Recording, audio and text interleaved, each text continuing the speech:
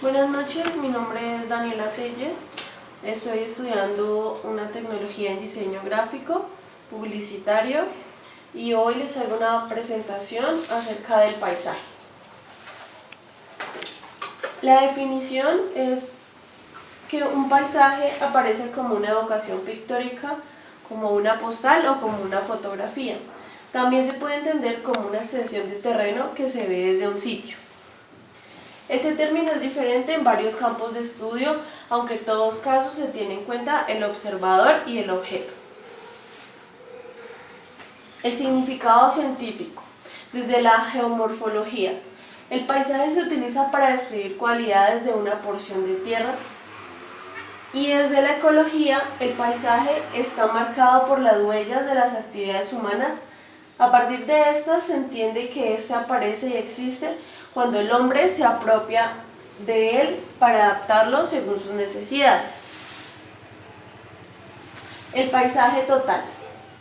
Este reúne la presencia de los elementos bióticos y abióticos y sus procesos y evolución perpetúa en donde se producen un sinnúmero de circunstancias ambientales, algunas veces en formas drásticas. Los componentes. Componente geológico. Corresponde a la geomorfología del terreno, el clima, la temperatura y la atmósfera. Componente biológico. Corresponde desde la flora y la fauna. Componente antrópico.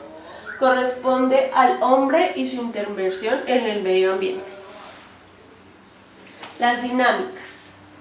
El paisaje siempre va a estar en evolución, por lo tanto se dan unos procesos en el medio biótico como la vegetación, la colonización y procesos erosivos, sedimentos y procesos glaciales.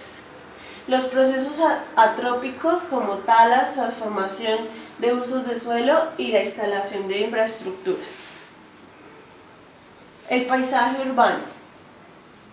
En este escenario intervienen un conjunto de elementos bióticos o artificiales que al ser determinados por un sujeto determinan una escena con algún sentido.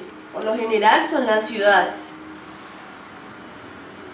Sus componentes. La ciudad, el espacio en donde la sociedad se desenvuelve y construye su cultura. El sistema urbano, realización de todos los componentes de la unidad de forma interrelacionalizada entre sí.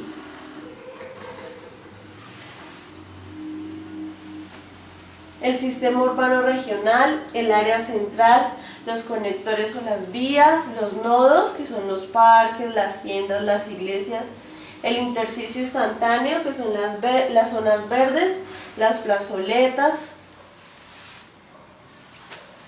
El intersticio histórico son espacios con restricciones de uso patrimonial. El intersticio compuesto está dado por un espacio residual mantenido por cierto tiempo y que se debe conservar. Los fragmentos o barrios, el viario, que es la forma y la disposición de las calles y avenidas. La situación. Esta es la referencia a la comarca o región en la que se encuentra insertada la ciudad. Y el emplazamiento es la ubicación concreta del espacio. Las variables morfológicas son la estructura predial y las tipologías urbanas. La estructura predial es la división del loteo, las manzanas y los bloques. Y las tipologías urbanas son las características comunes de grupos de edificios o formas de ocupar un predio. El trazado urbano es la forma de la ciudad en la que se interrelaciona con el sistema de movilidad, y el tejido urbano es la ciudad, cómo funciona a partir del tejido que convierte el sistema de tipologías arquitectónicas. El paisaje rural. Este tipo de paisaje varía según el contexto en el cual se analice.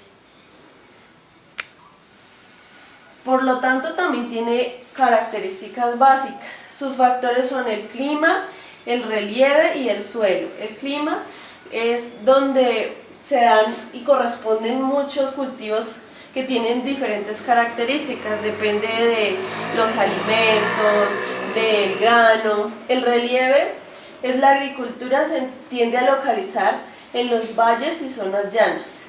El suelo, cada especie vegetal necesita para desarrollarse un terreno con determinadas características de textura, tamaño, permeabilidad, minerales y humedad.